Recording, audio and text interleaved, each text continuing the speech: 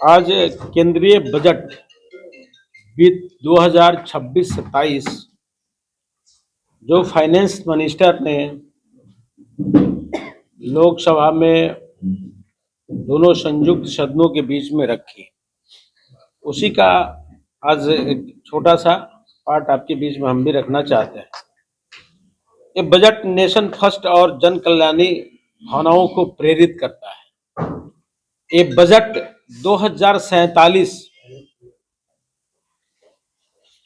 का जो लक्ष्य है उसके तरफ अग्रेसित करता है। ये बजट सबका साथ, सबका विकास की भावना से जोड़ता है। बजट का मुख्य लक्ष्य आत्मनिर्भर भारत बनाना, संरचनात्मक सुधार। यह बजट युवाओं और शक्ति को नेतृत्व केंद्रित करता है। सरकार ने 360 से अधिक सुधार वाली रिफॉर्म एक्सप्रेस चलाई है। जन विश्वास अधिनियम 2.0 से जीवन जीने की सुगमता बढ़ेगी। बैंकिंग क्षेत्र और मजबूत होगा, बैंकिंग क्षेत्र और मजबूत होगा, मुनाफा और कमा रहा है। राजकोषीय घाटा जीडीपी का 4.3% करने का लक्ष्य है। मध्यम वर्ग के लिए आप इसके पहले भी देखे हैं कि 12 लाख रुपया तक इनकम टैक्स अब नहीं पेड करना पड़ेगा और जीडीपी में भी सुधार करने का प्रयास किया गया बहुत अच्छा ढंग से। दीपावली के पहले आदरणीय प्रधानमंत्री जी ने पूरे देशवासियों को दीपावली पर गिफ्ट दिए। उसी ढंग से अब हर हाल में टैक्स में भी मध्यम वर्ग के लोगों के लिए रियायत होगा, उसमें भी संभावनाएं हैं। कैंसर के 17 दवाओं में भारी कीमतों में कमी होगी, जो एक आम जनमानस के लिए काफी महत्वपूर्ण है।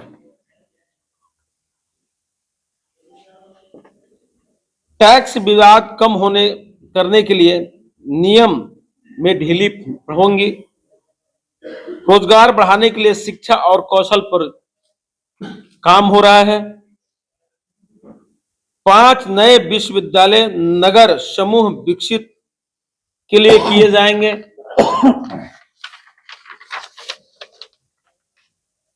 अगले 5 वर्षों में 1 लाख से अधिक युवा वर्ग, युवा शक्ति, नारी हो, पुरुष हो, सबको स्वास्थ्य मित्र कहिए या स्वास्थ्य से जुड़े हुए एएनएम कहिए 1 लाख से ऊपर लोगों की पूरी ढंग और गेमिंग लैब बनेंगी। डिजाइन की पढ़ाई के लिए नए राष्ट्रीय संस्थान खोले जाएंगे। डिजाइन अपने आप में आजकल तो फैशन का जमाना है। इस डिजाइन के लिए नए ढंग से एक राष्ट्रीय संस्थान बनेगा। छोटे उद्योगों की मदद के लिए विशेष फंड मिलेगा। सरकारी खरीद के लिए भुगतान के लिए टीईडीएस अनिवार्य होगा। बायोफार्म सेक्टर के लिए 10,000 करोड़ रुपया का बजट है। कंटेनर, पहले आपके यहाँ कंटेनर नहीं बनता था, लेकिन अब महंगी बनती थी। अब कंटेनर में जो कंपनी बनाएगी उसमें गवर्नमेंट सब्सिडी देगी कि अपने यहाँ रोजगार बढ़ेगा और अपने यहाँ मेक इन इंडिया, आत्मनिर्भर, हम अपने यहाँ कंटेनर का बनाने का प्रयास करें और बनेगा। इसके लिए 10,000 करोड़ रुपया ने सरकार रखा है। सार्वजनिक निवेश बढ़ाकर 12.2 लाख करोड़ रुपया किया जाएगा। डानकुनी की सूरत तक नया ढुलाई कॉरिडोर बनेगा। समुद्री विमानों के निर्माण को बढ़ावा दिया जाएगा। निर्यात बढ़ाने के लिए निर्यात प्रोत्साहन मिशन शुरू होगा। व्यापार के लिए Bharat trade net digital platform बनाया जाएगा। पूर्वोदय योजना से पूरी भारत का विकास सुनिश्चित होगा।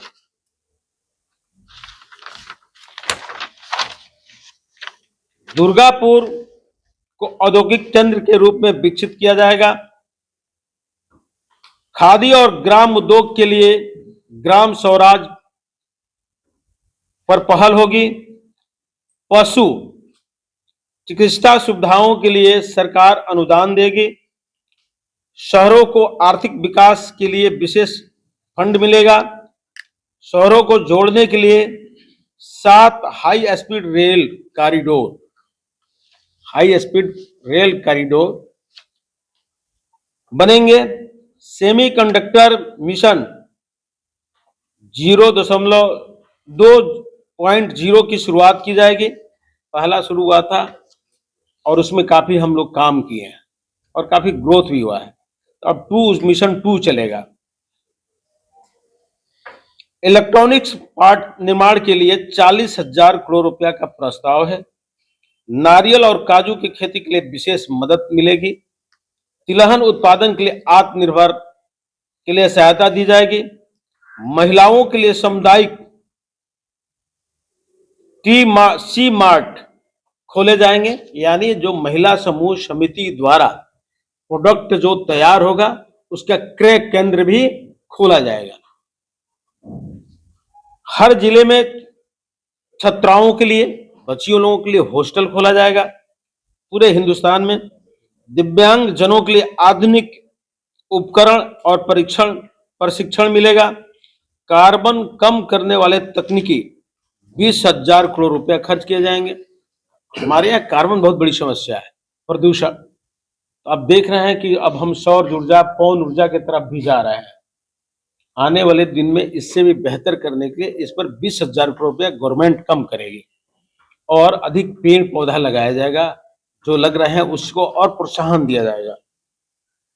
पुराने 15 पूरे देश के अंदर जो हमारी विरासत रही है, जिसको हम कह सकते हैं पुरातात्विक स्थलों को पर्यटन से जोड़ा जाएगा।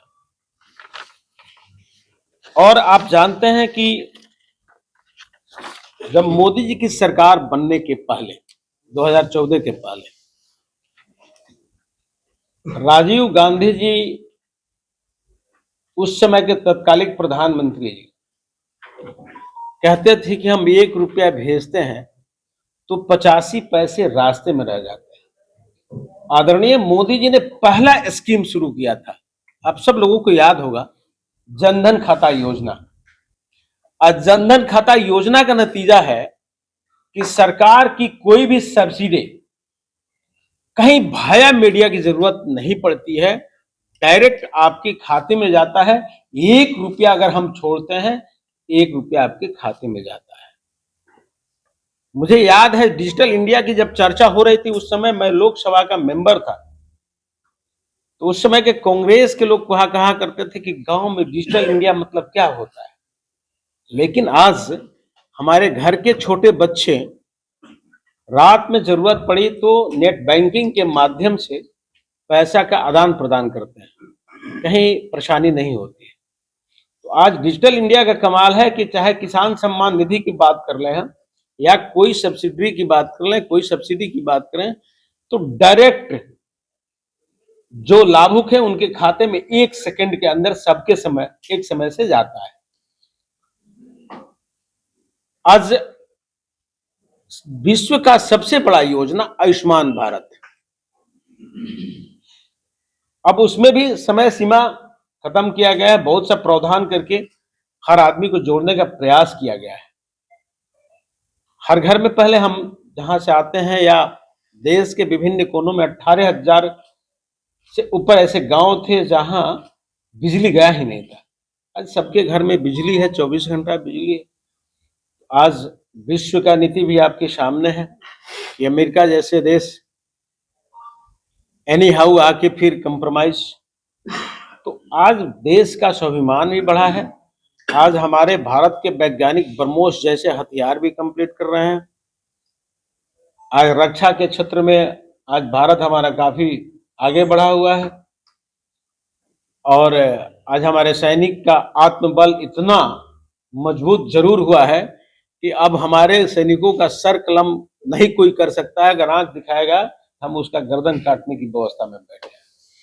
आज भारत आत्मनिर्भर, भारत स्वाभिमान के साथ, भारत सबका साथ सबका विकास, युवा शक्ति हो, नारी शक्ति हो, किसान हो, गरीब हो, मजदूर हो, सबको एक साथ सम्मानित करके चलने वाला बजट है। और आदरणीय प्रधानमंत्री जी ने जो लक्ष्य रखा है कि 2047 विश्व का सबसे शक्तिशाली देश भारत होगा और जो आर्थिक दृष्टिकोण से भारत ग्रोथ कर रहा है, हम बेशक कह सकते हैं बहुत ऐसे लोग होंगे कि उस समय तक रहेंगे या नहीं रहेंगे, लेकिन आने वाला पीढ़ी जब तक कि धरती रहेगा तब तक आदरणीय मोदी जी का विजन, जिस मिशन पे काम कर रहे हैं, इतिहास के पन्नों में दर्ज रहेगा कि कोई ऐसा नेता मिला जो लक्ष्य रख के और भारत को इतने शक्तिशाली बनाया हर दृष्टिकोण से। इसलिए ये बजट सबके लिए है, सबका सम्मान है और सभी के बारे में अच्छा सोच के साथ काम किया जा रहा है। आज देखिए कि आज चाहे स्वास्थ्य का क्षेत्र हो, सड़क का क्षेत्र हो, रेलवे का क्षेत्र हो, चाहे हम एयरपोर्ट की बात कर लें, हर दृष्टिकोण से आज भारत विकसित हो रहा है, आत्मनिर्भर हो रहा है। इसी शब्दों के साथ अब सब लोगों को मेरे तरफ से ढेर सारा शुभकामना है, बधाई है। आप अपना अपना कीमती समय निकालें और आपको प्रेस का जो डिटेल है आपको दे दिया जाता है। बाकी अपने हिसाब से आप तो जानते हैं, लिखने के आगे जो कलम चलाते हैं ना, जहां सूर्य की किरण नहीं पहुंचती है वहां आपकी नजर पहुंच जाती है। इसलिए आपसे कितना हूं बोला जाएगा कम पड़ेगा, आप उसको देख के थोड़ा ढंग से और उसको डिटेलिंग करिएगा। इसी शब्दों के साथ बहुत बहुत बधाई। सर, कांग्रेस लगातार जैसे वोट चोरी की बात करें, उसके इस समय वोट काटने के आरोप ममता बनर्जी भी लगा रही है, इसको लेके क्या कहेंगे? लगातार इस तरह के आरोप लगा रहे हैं भाजपा पर। कोई ऐसा यार फर्स्ट बार नहीं हुआ, इसके पहले मैं जो बोला एक एक क्वेश्चन का जवाब आप जितना कहेगा बोले। कोई ऐसा यार पहला बार नहीं हुआ है, ऐसा यार पहले भी हुआ है। जब जनता एक्सेप्ट नहीं करते हैं लोग, तो कभी बैलेट पर की बात करेंगे, तो कभी ईवीएम को दोष देंगे। जहां इनकी सरकार बन गई वहां ईवीएम ठीक है, जहां इनकी सरकार नहीं बनी वहां ईवीएम खराब। ऐसा यार पहला बार नहीं हुआ है, पहले भी हुआ है। और ममता दीदी को अपने वोटर पर भरोसा नहीं है। ममता दीदी को भारत के मूल निवासी, चाहे कोई कास्ट हो, कोई मजहब का हो, उनको उस पर भरोसा नहीं है। उनको बांग्लादेश देशी जो रोहिंग्या है उसी वोटर पर भरोसा है। आप ही के चैनल के माध्यम से बहुतों बार देखने को मिला है कि लगातार लोग जब एसआईआर का चर्चा शुरू हुआ तो कैसे नदी पार करके बांग्लादेश जा रहा है और देश का कोई ऐसा कोना नहीं है जहां ये लोग जाके नहीं बसा हो। और भारत की संस्कृति और संस्कार और भारत की युवा के का नौकरी, भारत माँ की जमीन, यहां हमारी जमीन को कब्जा करना और गरीबों का अनाज सब पर अधिकार जताते हैं, फिर भी भारत की संस्कृति के साथ चोट पहुंचाने का काम करते हैं। तो चाहे कुछ भी हो, रोहिंग्या को देश एक्सेप्ट नहीं करेगा। चाहे ममता दीदी कितना हो हल्ला कर लें, चाहे राहुल बाबा कितना हो हल्ला कर लें, चाहे विपक्ष कितना हो हल्ला कर लें, सही काम की दिशा में, सही दिशा में चुनाव आयोग स्वतंत्र अधिकारी है, उसका एक अपना काम है। उस काम में हम कहीं हस्तक्षेप करने नहीं जा रहे। सर, इनका कहना है कि 2 साल में करना था एसआईआर, लेकिन 3 महीने में किया जा रहा है। समर्थकों को वोट काटे जा रहे। अच्छा, एक बात बताया जाए कि जो अच्छा कोई भी कानून आता है एसआईआर पर हमने सदन में चर्चा किया।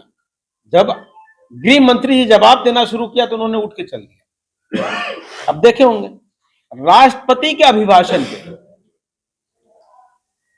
जब हो रहा था तब भी कांग्रेस हल्ला कर रहा था। इस लोकतंत्र में भारत में राष्ट्रपति से बड़ा कोई पद नहीं होता है। पीएम साहब बोलने जा रहे थे सदन में तभी लोग हल्ला कर रहा है। एक बार जब एसआईआर पे उतना घंटा चर्चा के बाद जब आप नहीं सुन पाए तो फिर चर्चा क्यों? दूसरा नंबर कि एक आदिवासी की बेटी, एक भारत की बेटी, एक ईमानदार महिला को राष्ट्रपति का नाम नॉमिनेट होता है तब भी लोग विरोध करता है। अगर हमारे सैनिक जाके ऑपरेशन सिंदूर करते हैं तब भी इन लोगों को तकलीफ होती है, सब भी इन लोगों को साबूत चाहिए। तो भाई साहब पूरा कभी समय था कि आजादी के बाद कांग्रेस की बोलबाला हुआ करती थी, जिसके पीठ पे या गर्दन में कांग्रेस का झंडा होता था वहीं विधायक एमपी बन जाता था। देश की आजादी के बाद इतना दिन सत्ता में रहे हैं और आज एक अति पिछड़ा का बेटा, एक गरीब का बेटा जो ईमानदारी पूर्वक 140 करोड़ जनता को अपना परिवार मान के अगर काम करता है तो आपको बर्दाश्त नहीं होता है क्या? इस धरती पे, इस लोकतंत्र में, भारत में राजा का बेटा ही राजा बनेगा? एक गरीब का बेटा राजा नहीं बन सकता है, काम करने वाला सेवक नहीं बन सकता है। तो इन लोगों की एक सोच है, उस सोच से ये लोग परे नहीं हो सकता है, बाहर नहीं निकल सकता है। सर जैसे कि अंतिम व्यक्तिगत लाभ की आप बात कर रहे हैं, मनरेगा की जो स्कीम आप लोग लेके आए, नाम बदला है, उसको लेकर जैसे कि सांसद की बात करें या कांग्रेस नेताओं की बात करें, वो कहते हैं केंद्र का बजट है, चलो केंद्र देगा, लेकिन अगर हरियाणा नहीं दे पाएगा, उसमें बजट में शामिल नहीं कर पाएगा तो ये स्कीम बंद हो जाएगी। क्या लगता है इसको लेकर जो उनके आरोप है? देखिए, जहां कांग्रेस की सरकार है, जिस प्रदेश में कांग्रेस की सरकार है, उसको छोड़ के सभी प्रदेश इसको लागू कर रहा है और लोगों का कहना है कि गांधी जी का नाम इसमें किया जा रहा है। हम आपसे पूछते हैं कि ये रोजगार योजना, जवाहर रोजगार योजना नाम था इसका, था ना जी? उसके बाद इन्होंने समय के साथ बदला। आजादी के, देश का आजादी के लिए केवल इन्हीं लोगों का मेहनत से आजाद नहीं हुआ था, अनेकों लोग कुर्बानियां दी थी तब जाकर आजादी मिली।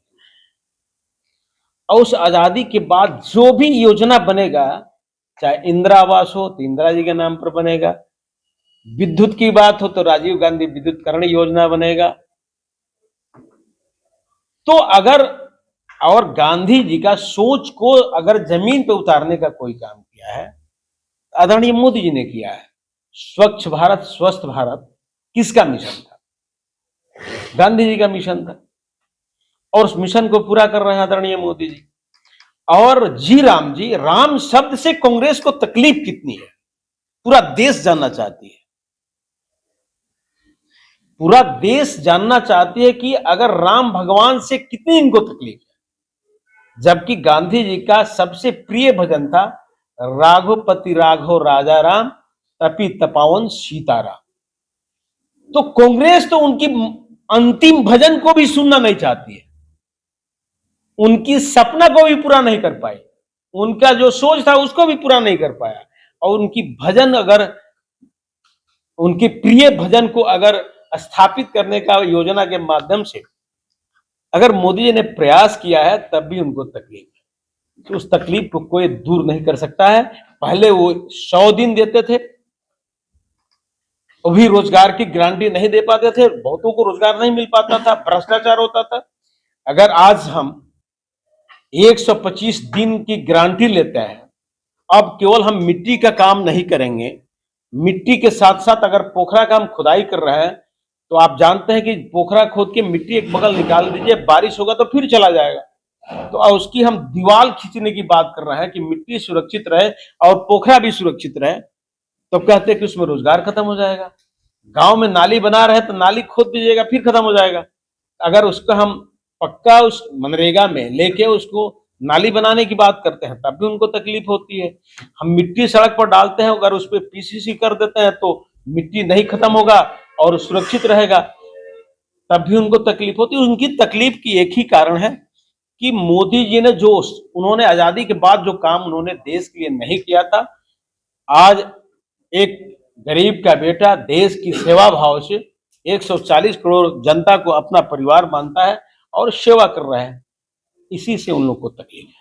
राहुल गांधी को जिस तरह से डॉलर के मुकाबले रुपया जो है गिरता जा रहा है, क्योंकि बात जो है बजट पर हुई है, तो इस विषय में आप थोड़ा बताने की कोशिश करें। क्या क्या क्या बोले? डॉलर मजबूत होता जा रहा है, रुपये की जो कीमत है देखिए, ये तो आप जानते हैं कि कभी शेयर मार्केट नीचे आता है, कभी ऊपर आता है, कभी डॉलर कभी ऊपर आता है, कभी नीचे आता है। लेकिन आप तो जानिए कि भारत की आर्थिक व्यवस्था आज के डेट में काफी स्ट्रांग है, समय के साथ सब परिवर्तन। सर, लगातार आप कांग्रेस की बातें भी करते हैं, जिस प्रकार से मान लो 65 वर्षों में डॉलर 45-46 का स्तर, केवल आपको केवल, भाई साहब बुरा मत मानिएगा, आपको केवल एक ही चीज दिखता है। हम कहते हैं कि अनेकों चीज देखी है। हम तो ये भी बोले कि मार्केट में ऊपर नीचे होते रहता है। मंत्री जी, आपने बजट पे बात की, विपक्ष का कहना है कि किसानों के लिए इसमें कोई खास है नहीं, आपका क्या कहना है? अच्छा, एक बात बताइए, हमने दलहन की आत्मनिर्भरता की बात की है, हम डिजिटल किसानों की बात हमने किया है, हम खाद समय से देते हैं, पानी देते हैं, बिजली से, खेतों में बिजली से पानी निकालना है, पहले पंपी सेट चलाना पड़ता था, किसानों को उचित समय पे पानी नहीं मिलता था। हम किसान सम्मान निधि के माध्यम से उनको सम्मान देते हैं। हम तो सबको सम्मानित किए हैं। अब उनकी चश्मा ठीक नहीं है तो कौन है? सर, सदन में जैसे राहुल गांधी को बोलने को लेकर जैसे लगातार उनको बोलने की प्रयास वो करते हैं, लेकिन कोशिश करते हैं, लेकिन विपक्ष बोलने नहीं देता। एक बात बताइए, जब जब राहुल जी क्वेश्चन मार्क केवल करते हैं, जवाब सुनने की क्षमता उनके पास नहीं होती है,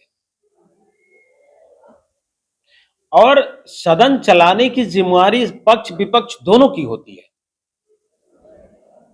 जितना जिम्मेवारी सत्ता पक्ष का है, उतना ही जिम्मेवारी विपक्ष का भी है, और सही ढंग से कोई मुद्दा को कभी भी रेज किया जा सकता है। और विशेषाधिकार है लोकसभा अध्यक्ष, राज्यसभा के उपराष्ट्रपति जी को, तो केवल हंगामा करना इन लोगों की मकसद है, बहस करना इन लोगों की मकसद नहीं है। कितना बार बहस का मौका मिला था, पिछला बार एसआईआर की आपने देखा था, लेकिन जवाब नहीं सुन पाता है। और अभी राष्ट्रपति की अभिभाषण चल रही है, अभी उस पर बहस चल रहा है। नियम संगत आप देते और तब मांगते समय नहीं मिल पाता, तब कहा जा सकता है। 85% लोग यानी सरकार बनाते हैं सर, वही लोग गरीब हैं, वही लोग गरीब हैं जो कि सरकार बनाते हैं। ऐसा है, उन लोगों को क्या मिलता है सर? गरीबी रेखा से बाहर करने के लिए बहुत सा प्रयास किया गया है। महिला समूह समिति किसके लिए है? ड्रोन दीदी किसके लिए है? लाखपति दीदी किसके लिए है? जो साधारण किसान है उनके लिए किसान सम्मान निधि किसके लिए है? हरियाणा में और आयुष्मान भारत किसके लिए है? साथ साथ जो लोगों को पहले राशन खरीदना पड़ता था, अब उसको फाइनली फ्री दिया जा रहा है। तो सब गरीबों के उत्थान के लिए किया जाता है, और गरीबी रेखा से जीवन स्तर लोगों का बढ़ा है। ये आर्थिक सर्वे भी होता है देश के अंदर समय समय से, आप देखें, आप ही लोग उसके एजेंसी होते हैं, आप ही लोग रिपोर्ट भी दिखाते हैं। तो जैसे कि आपने कहा कि 1 रुपए पहले जैसे थे पहुंचता नहीं था, अब सीधा पहुंच रहा है, सीधा जो चलो पेंशन दे रहे हैं किसी को आप लोग ने, महिलाओं के लिए, अन्य लोगों को, तो पहुंच रहा है, लेकिन जमीनी स्तर पे जो लगता है, ग्राउंड पे जो काम होना है, विकास होना है, क्या वो रुपए जितना आप पहुंचाना चाहते हैं वो पहुंच रहा है, या कहीं ना कहीं भ्रष्टाचार के खिलाफ है? ऐसा है कि स्कीमें आप देख रहे हैं, रोड बन रहे हैं, रेलवे का काम हो रहा है, तमाम कॉन्ट्रैक्ट के माध्यम से जो कॉन्ट्रैक्ट होता है, कॉन्ट्रैक्ट के माध्यम से कॉन्ट्रैक्टर काम करते हैं। बड़े बड़े योजनाओं का टेंडर ही होता है, टेंडर के माध्यम से ही काम होता है।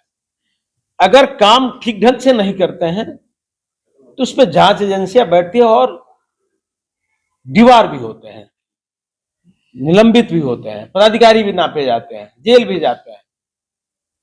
तो निरंतर अगर किसी बिंदु पर शिकायत मिलती है, उसकी जांच होती है, उसकी प्रक्रियाएं हैं, जांच के तहत जो दोषी पाए जाते हैं उस पर कार्रवाई भी होती है। चला जाए। बहुत बहुत धन्यवाद।